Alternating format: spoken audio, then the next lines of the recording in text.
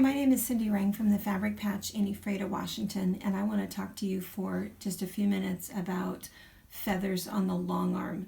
So I want to first suggest that after we talk about the different types of feathers and things that you can do, the best thing to do really is to get a quilt like the Stash Buster, something that has a whole lot of blocks in it, something so that you can do one type of feather in here, a different one here, a different one here, so that you've got your area that you're filling with feathers, and you're just going to do the whole quilt that way. Make sure it's some sort of a lap quilt, a car quilt, something that you just don't worry and you just keep plugging through it.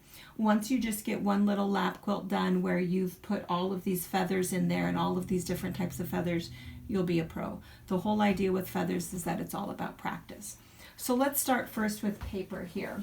I just want to show you that the best thing really is to make sure that you can draw the feathers, because all of this will translate from the pen and paper to the quilt. So I tend to need a line, something that I'm going to feather. And then when I feather, I just do my plume, and a plume is essentially a half a heart. So I'm just going to come up, because if you think about what a heart looks like, right, it looks like that. So I'm just going to do my half a heart, half a heart, half a heart, half a heart, and I'm just going to work all the way up. And after I've done my half a heart, then I'm going to work all the way down. And I typically go ahead and I kind of match them up. You don't really have to. You know, it could be where you have different sizes on the other side, and that's okay. They can look a little bit more organic. It doesn't necessarily matter. If you feel like after you've done it that it has a little too organic of a look, you never rip. Just go back and add a little bit more to look at. So maybe what you want to do is, oh, I can't go up. Isn't that funny? I can go up left-handed, and then I have to come down. But if you just add another mark in there, it gives something a little bit more to look at. So if there was something a little squiggly or off, just add more, confuse the eye with more to see.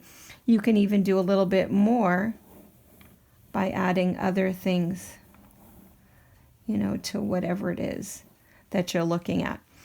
So anyway, so if you're doing your half a heart, they also call this tracing. They call it tracing because you're tracing along here to do your next one.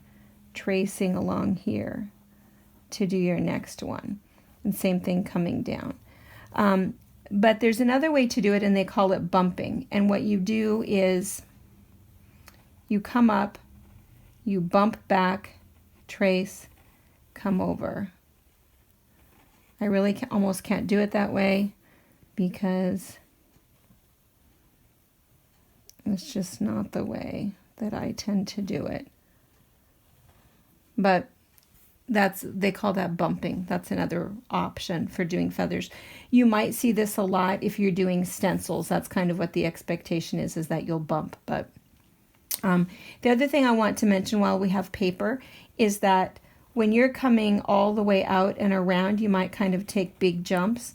But when you're coming in, you're going to have to take little steps to be able to make that curve. Does that make sense?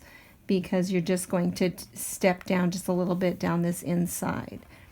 And also when you are drawing different feathers, practice. Don't just always go up and down. You know, practice doing funny things so that you have to just doodle. So you have to, oops, that one looks a little goofy, but it doesn't matter. You have to practice drawing your feather going in all of these, whoops, different directions. And of course you're not moving your paper, because of course you can't move your quilt. And you can see some of those feathers look the same, some don't, it doesn't matter. And of course you draw a little bit different than you quilt, but it's still okay. maybe you have a block and you want to fill the whole thing with feathers. So it's not just that idea of coming up and coming down uniformly. Maybe what you need to do is make sure that you're coming, you know, all the way out and all the way back. And again, once you get that done, if you feel like, gosh, that looks a little goofy, again, just go back in.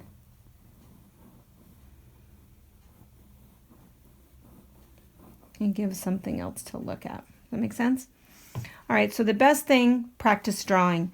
Practice drawing, do some full circles where, you know, again, you have to go all the way around. And once you've come all the way around, then you're just going to sneak to the inside and go all the way around. Practice doing some squares and just doodle, doodle, doodle, doodle.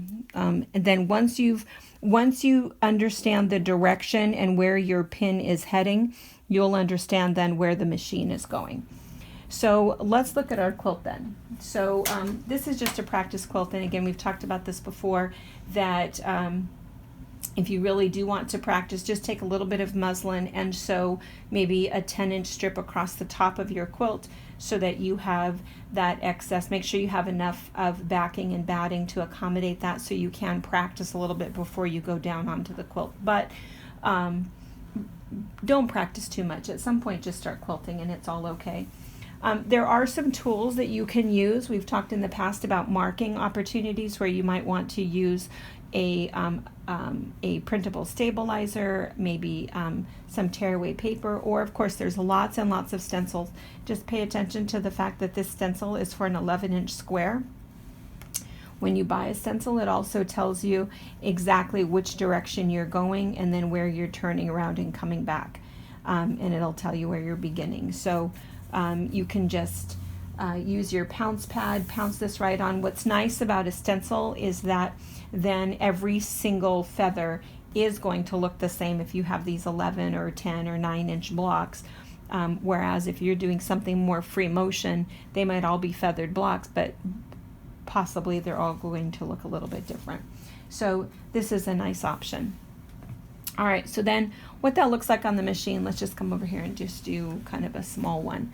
So it's that same idea. And again, I do like a line to follow, but if I don't want to quilt that line, I will at least draw the line, just because I kind of like to know where I'm heading, where I'm curving, and where I'm coming back. So again, whatever your favorite marking utensil is, you can go ahead and use that, because otherwise if you start here, quilt down, and then go up, pretty soon this center line gets pretty heavily quilted because you're traveling up and down it quite a bit.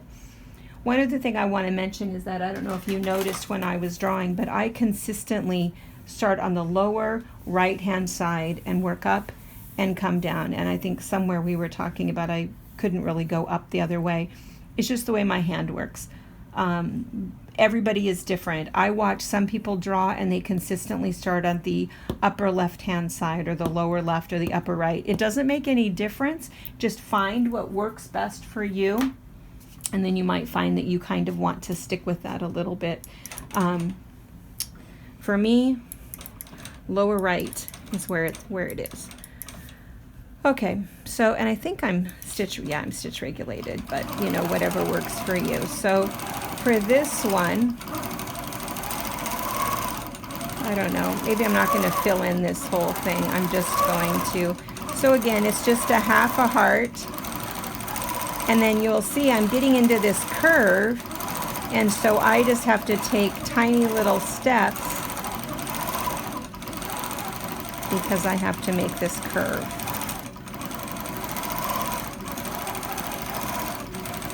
And then I want to fit up here in the corner. Whoops. And then come down the other direction. And then I'll take bigger steps.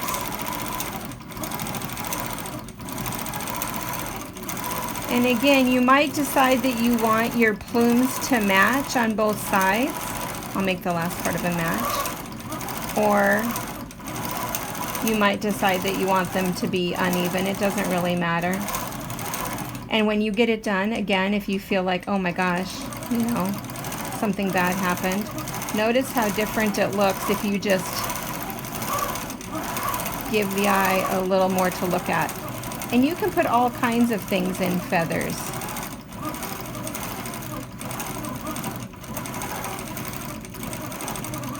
It doesn't have to be another feather.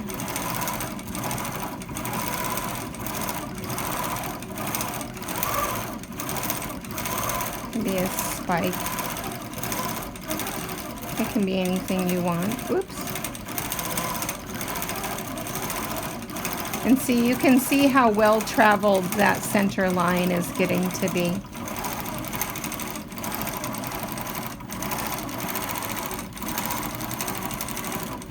Oh, and I have stitch regulated, but I think my stitches per inch are probably 12, which you can see when you're doing small feathers. That's probably too large of a stitch, which is what's giving it kind of that little choppy look. All right, so basically, so there's really a lot of different options in there, a lot of different things that we're looking at, but just notice right here, just where we added a second plume, how it kind of just makes it look a little bit more even. And I've mentioned before in some of the other videos that our eye will look for a pattern. It's just the way that our brain works, and so it'll find a pattern. And so if something is a little bit off, if you look at this, see this plume is angled a little bit funny. It's a little bit different from the other one, but it still looks okay when you look at it. You're not going to necessarily notice that something is a little wonkadoodle. We notice it when we're quilting, but just let it go and keep going, and it'll all be okay. And so again, if you have a quilt where you're filling in feathers, you can just keep doing that. Maybe my next one, maybe what I want to do here is I want to do one that's going to go that way. And maybe this one over here, maybe I want to do something that's more linear. So, and again, since I'm always in that lower right hand side, I would start my feather right here. Your other option is to fill in, let me just show you, I'm going to put a line here, because maybe you're doing your side setting ones. And for your side setting ones, what I usually do is I'll start, because maybe you have like flying geese, so your flying geese might look like this. I'm not sure if I can draw flying geese. So what I would do is I would start right here, and I would go ahead and do my center plume just to get myself organized. Do my side, side, side, and I'm going to trace right up this side to the next spot. Do my center, side, side, side, side, trace up to the next spot. Do my center, side, side, side, side, and just keep tracing up. And so that's how you can fill things in. You don't have to pre-draw or anything, but it's that same idea. If you have something where it doesn't really matter, you know, I would still do it the same way. I would still go ahead and put my center plume in first, and then I would go ahead and however many I'm going to add,